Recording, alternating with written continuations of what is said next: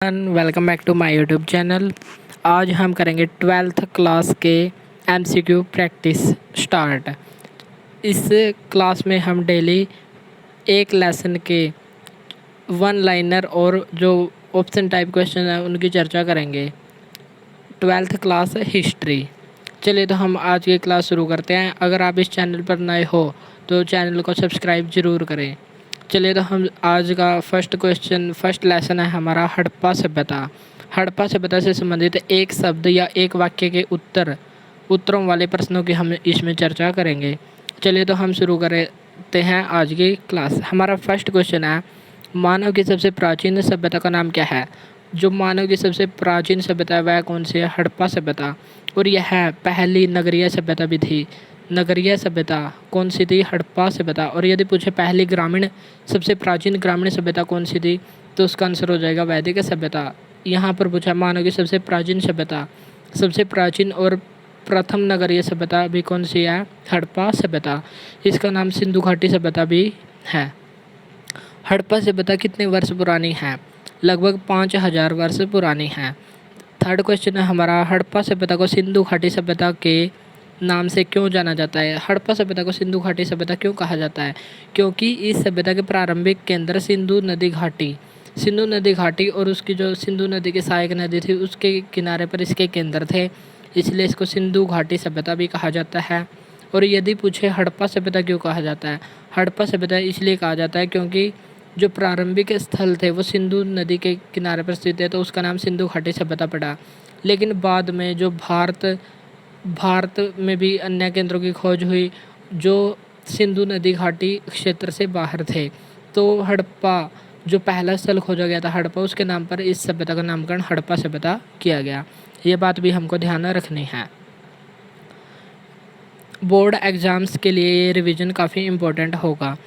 Question number 4 है, हड़प्पा सभ्यता का विकसित चरण कौन सा है? जिसमें इस सभ्यता का विकास हुआ वह चरण कौन सा है? 2600 ईसा पूर्व से 1900 ईसा पूर्व तक।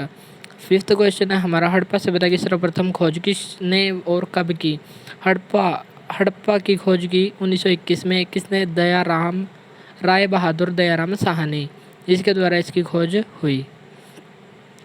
नेक्स्ट सिक्स्थ क्वेश्चन है हमारा, हड़प्पा सभ्यता के दो प्रसिद्ध केंद्रों के नाम बताओ। दो प्रसिद्ध केंद्र कौन से थे? हड़प्पा और मोहनजोदड़ो, ये दो प्रसिद्ध केंद्र थे। नेक्स्ट क्वेश्चन है हमारा, हड़प्पा सभ्यता का सबसे पहले खोजा गया स्थल कौन सा था? तो ये स्थल कौन सा था? हड़प्पा। इसी के नाम पर इसका नाम हड़प्पा रखा गया। मोहनजोदड़ो से क्या अभिप्राय है?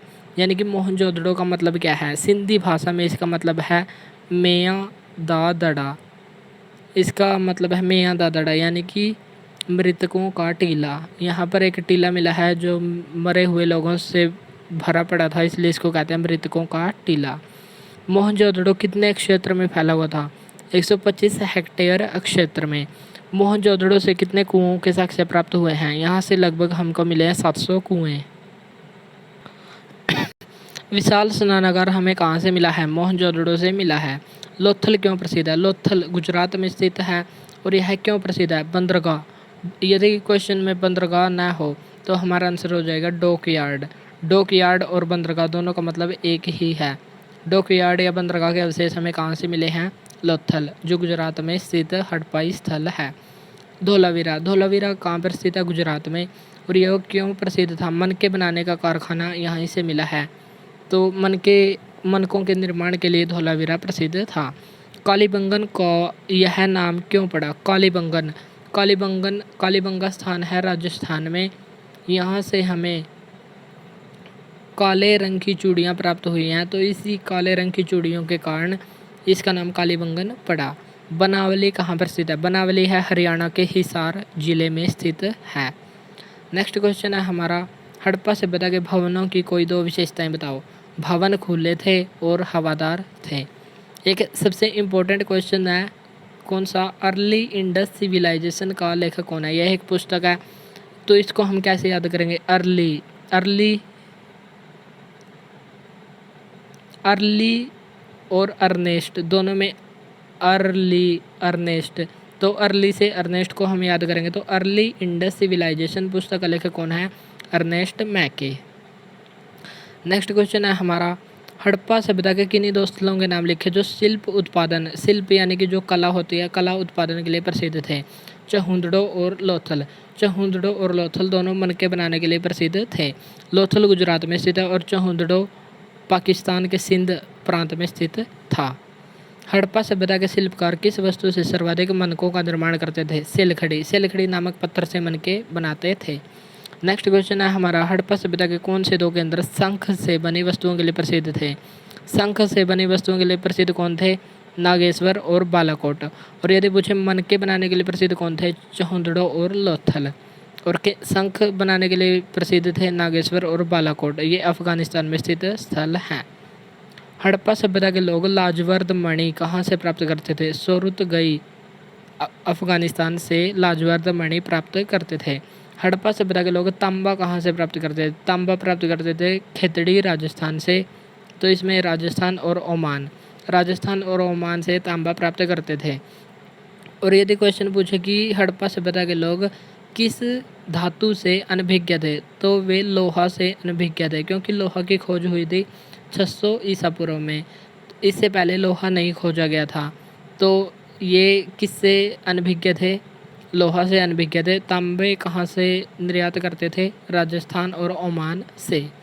नेक्स्ट क्वेश्चन है हमारा, पुरातत्वविदों ने किस क्षेत्र की संस्कृति को गणेश्वर जोधपुरा संस्कृति का नाम दिया? खेतड़ी राजस्थान की संस्कृति को।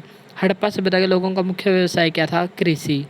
पुरातत्वविदों ने हड़प्पा सभ्यता को किन दो स्थलों से मिट्टी से बने हल्के प्रतिरूप प्राप्त हुए हैं? चोलिस्तान और बनावली। इम्पोर्टेंट क्वेश्चन क्या है? मिट्टी से बने हल्के प्रतिमान यानी कि जो हल्की आकृति है वो कहाँ से मिली है? बनावली जो हरियाणा में स्थित है और चोलिस्तान यहाँ से मिले हैं। सबसे इम्पोर्टेंट क्वेश्चन यही है। हड़प्पा सभ्यता की दो प्रमुख फसलें कौन सी थी? वे जो फसलें जिन फसलों के हमें साक्ष्य मिले वे कौन कौन सी थी? गेहूँ और जौ।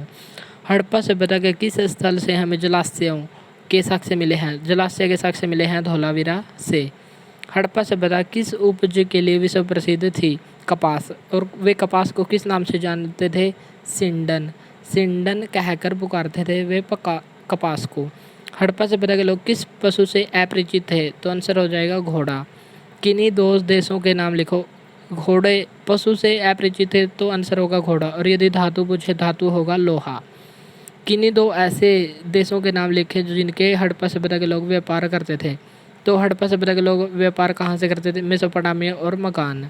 मेसोपोटामिया की मोहरें हमें लोथल से मिली हैं। तो ऐसा अनुमान लगाया जाता है कि हड़प्पा सभ्यता के लोग बंदरगाह के द्वारा समुद्री मार्ग से मेसोपोटामिया के साथ व्यापार करते थे।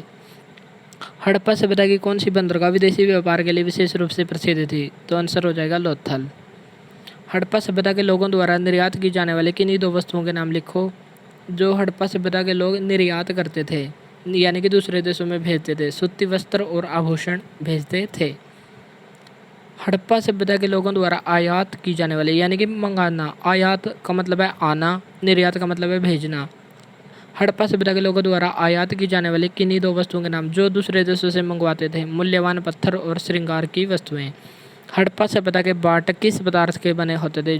जो हमारे यहाँ बाट होते हैं जिनसे हमें किसी वस्तु को तौलते हैं, तो वे किस पदार्थ के बने होते थे? चरट नामक पत्थर से।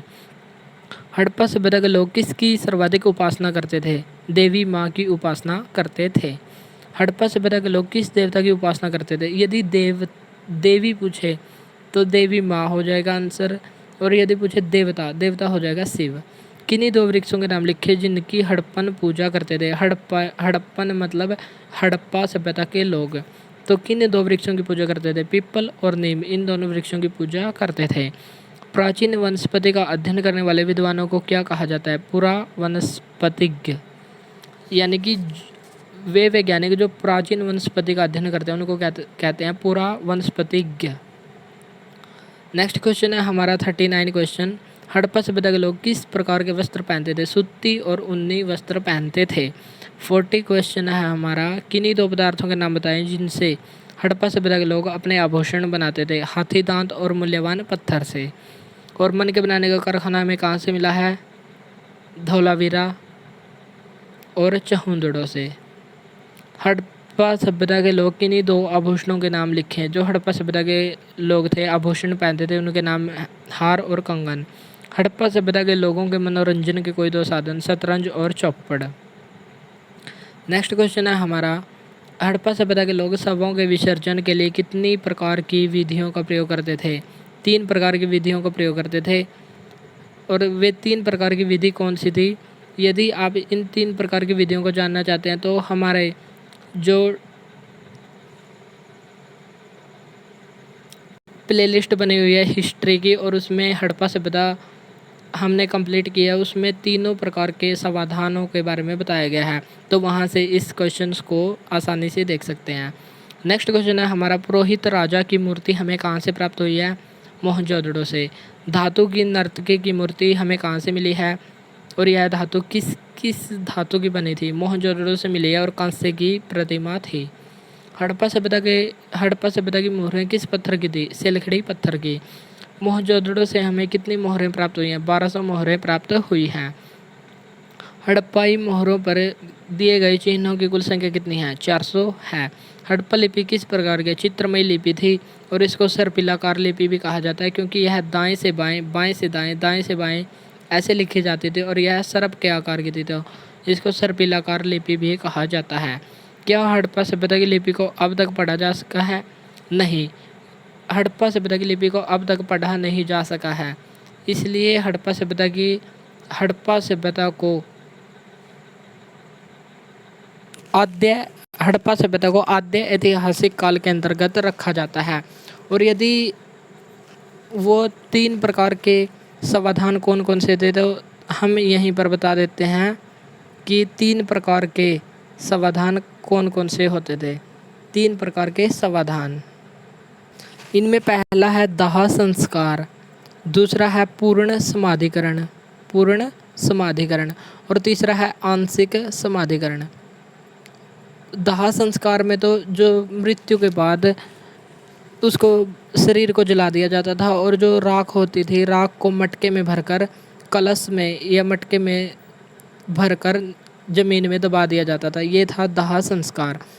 नेक्स्ट है हमारा पूर्ण समाधिकरण, यानी कि मृत्यु के बाद कंप्लीट जो शरीर होता था उसको ज़मीन के अंदर गड्ढा खोदकर दबा दिया जाता था, ये था पूर्ण समाधिकरण। आंशिक समाधिकरण, मरने के बाद शव को जंगल में रख दिया जाता था ताकि पशु पक्षी उसको खा सकें, और जो खाने के बाद कुछ दिनों के बाद जो अवशेष बच जाते थे उसको ज़मीन में दफना दिया जाता था, इसको कहते थे आंशिक समाधिकरण। ये थे हड़प्पा सभ्यता में प्रचलित जो शवों के विसर्जन के 3 प्रकार की विधियाँ थी, दाह संस्कार, पूर्ण समाधिकरण और आंशिक समाधिकरण। चलिए अब हम चलते हैं हमारे नेक्स्ट क्वेश्चन पर। क्या हड़प्पा सभ्यता की लिपि को अब तक पढ़ा जा सका है? नहीं, हड़प्पा सभ्यता की लिपि को नहीं पढ़ा जा सका, इसलिए इसको हड़प्पा सभ्यता को आद्य ऐतिहासिक काल के अंतर्गत रखा गया है, क्योंकि हमें लिखित साक्ष्य तो मिले हैं लेकिन अब तक इनको पढ़ा नहीं गया है। हड़प्पा सभ्यता के पतन के लक्षण कब स्पष्ट दिखाई देने लगे थे? 1900 ईसा पूर्व में। हड़प्पा सभ्यता के पतन का कोई एक कारण लिखें। कारण तो विद्वानों ने अपने अपने हिसाब से अलग अलग बताए हैं, जैसे जलवायु परिवर्तन, बाढ़, आर्यों के आक्रमण, और इनमें सबसे प्रचलित है जलवायु परिवर्तन, और यहाँ पर लिखा हुआ है आर्यों के आक्रमण, तो ये भी हमारा आंसर हो सकता है। अब है एक महत्वपूर्ण पुस्तक, Mohenjodaro and the Indus civilization. पुस्तक का लेखक कौन है? John Marshall. और एक बुक हमने पीछे चर्चा की थी अर्ली इंडस सिविलाइजेशन। अर्ली से हमने किया था अर्नेस्ट मैके, और Mohenjodaro and the Indus civilization, तो इसका आंसर हो जाएगा जॉन मार्शल। भारतीय पुरातात्विक सर्वेक्षण के प्रथम डायरेक्टर जनरल कौन थे? Alexander Cunningham. भारतीय पुरातत्व का जनक किसको माना जाता है? अलेक्जेंडर कनिंघम को। और इसके भारतीय पुरातात्विक सर्वेक्षण के प्रथम डायरेक्टर कब बने थे? 1861 में बने थे। जॉन मार्शल ने पूरे विश्व के समक्ष सिंधु घाटी के नवीन सभ्यता की खोज की घोषणा कब की थी? 1924 में, लेकिन हड़प्पा सभ्यता का पहला स्थल खोजा गया था 1921 में दयाराम साहनी के द्वारा। The story of Indian archaeology का लेखक कौन है? S.N. राव। हमने अब तक 3 महत्वपूर्ण पुस्तकों की चर्चा की है। पहली थी अर्ली इंडस सिविलाइजेशन, उसका था अर्नेस्ट मैके। दूसरी थी Mohenjodaro and the Indus civilization, इसका लेखक है जॉन मार्शल। और तीसरी है the story of Indian archaeology, इसका लेखक है S.N. राव। ये हमारे परीक्षाओं के लिए काफ़ी इंपॉर्टेंट है। जो हरियाणा बोर्ड की परीक्षाएं होती हैं 12th क्लास, उसके लिए काफ़ी इंपॉर्टेंट क्वेश्चन है। नेक्स्ट क्वेश्चन है हमारा R.E.M. वहीलर भारतीय पुरातात्विक सर्वेक्षण के डायरेक्टर जनरल कब बने? 1944 में। I.E.M. वहीलर की किसी एक पुस्तक का नाम लिखें। My archaeological mission to India and Pakistan, यह भी एक महत्वपूर्ण बुक है। My archaeological mission to India and Pakistan किसकी पुस्तक है? वहीलर की। हम इसको वहीलर ही कहेंगे। किस दशक से हड़प्पा स्थलों का अंतर्राष्ट्रीय महत्व बढ़ गया? 1980 के दशक से। पुरातत्वविदों को हड़प्पा सभ्यता के किन दो स्थलों से वेदियों के साक्ष्य मिले हैं? कालीबंगन और लोथल से। ये थे हमारे हड़प्पा सभ्यता के महत्वपूर्ण क्वेश्चन। अगर क्लास अच्छी लगी हो तो इसको लाइक करें। और ये जो 12th क्लास है उसके लिए काफ़ी इंपॉर्टेंट है। जो हरियाणा बोर्ड के एग्ज़ाम्स में क्वेश्चन पूछे जाते हैं, यहीं से क्वेश्चन पूछे जाते हैं। तो यह आज के लिए इतना ही। हम डेली ऐसे ही हर एक लेसन के क्वेश्चन को ऐसे ही डिस्कस करेंगे। तो आगे भी बने रहें। मिलते हैं नेक्स्ट वीडियो में। आज के लिए इतना ही। Thank you. Thanks for watching this video.